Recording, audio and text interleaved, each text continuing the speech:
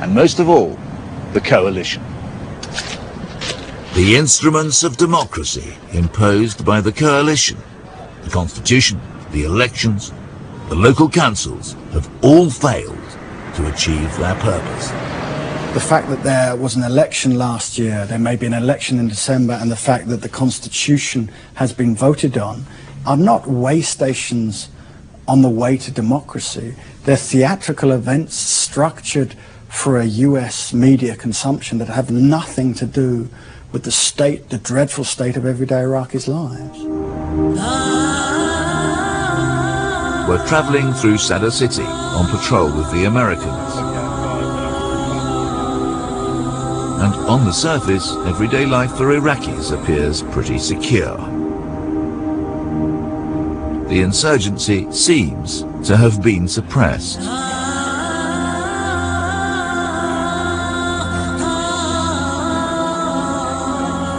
We came across some soldiers in the Iraqi army.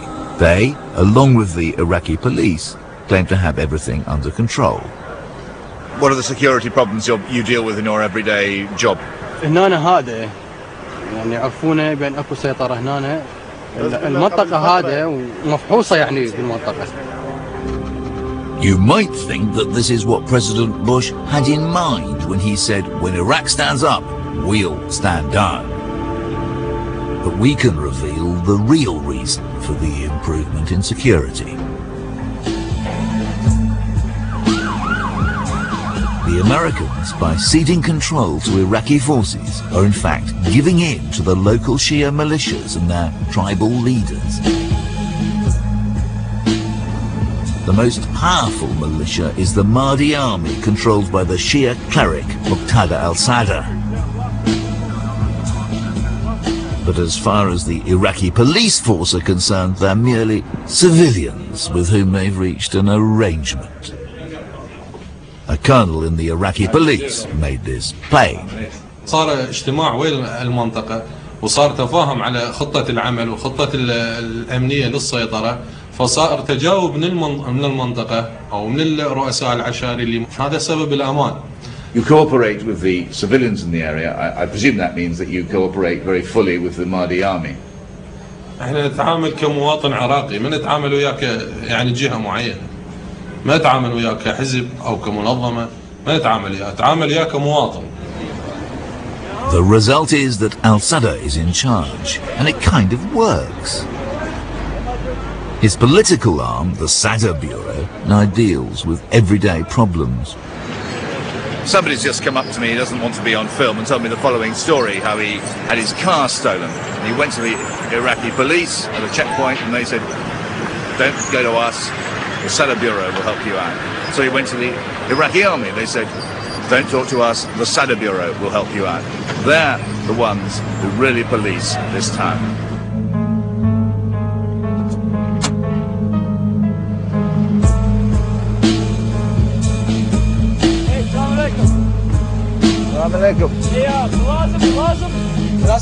But there's a dark side to letting al-Sadr and the Mahdi army run this town.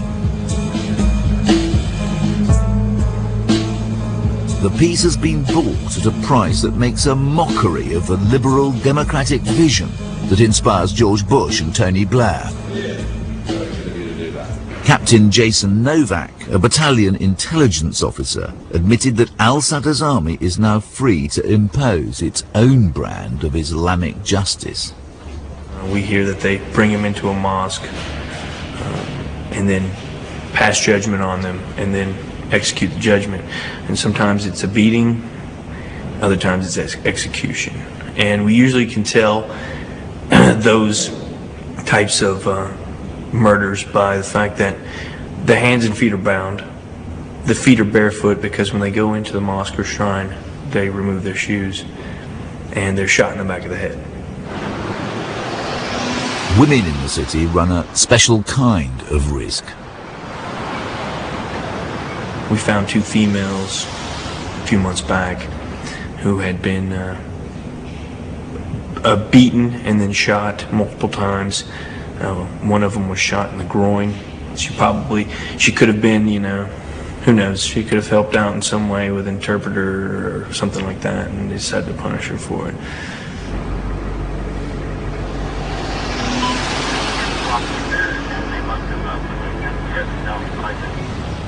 Iraqis are paying the price for this sordid deal.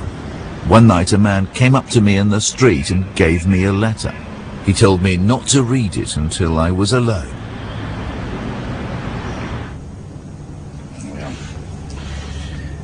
It's quite chilling. I'm going to read it out.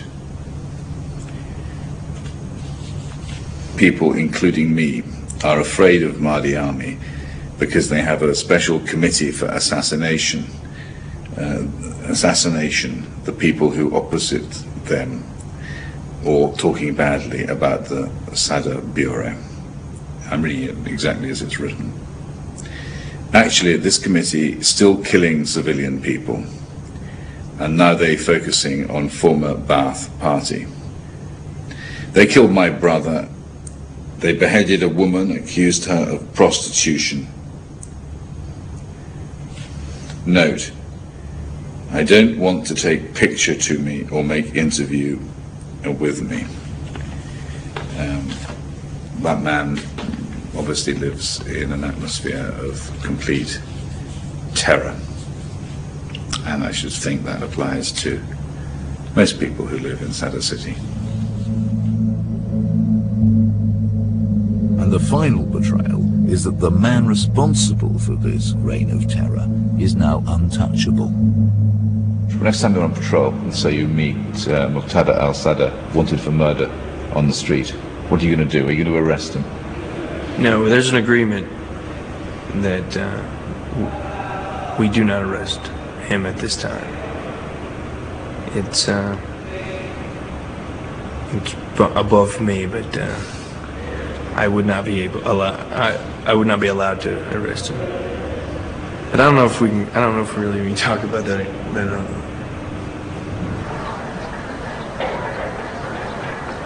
This devil's pact with Muqtada al-Sadr does have its benefits to the Americans. During last month's elections, the Mahdi Army stopped suicide bombers coming into the city. It's partly down to their efforts that this US battalion has only suffered one combat loss during its tour of duty.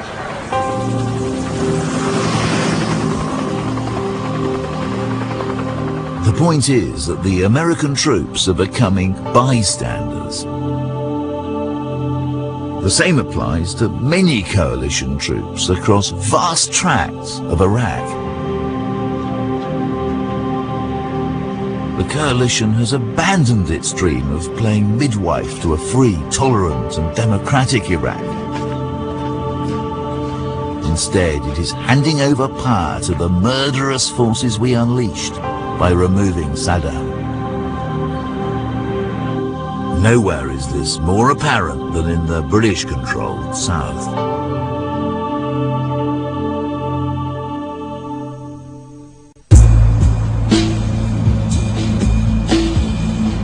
The south of Iraq is a Shia stronghold centered around the city of Basra, almost 300 miles from Baghdad. Here, the British have done the same as the Americans are doing in Sadr City. They stand by while hardline Islamic politicians set about creating a theocratic Islamic state. It's bought a kind of peace, but at a terrifying price. In March 2004, the Foreign Office dispatched a senior official to help run 2 southern provinces. His name is Rory Stewart. I found a situation in which various forces had emerged after the collapse of Saddam, ranging from political parties to tribal sheikhs, to in some cases criminal gangsters, who were controlling different areas of the province. So the real priority, in our mind, was to try to create a legitimate government. And how did you try and address that problem as Deputy Governor?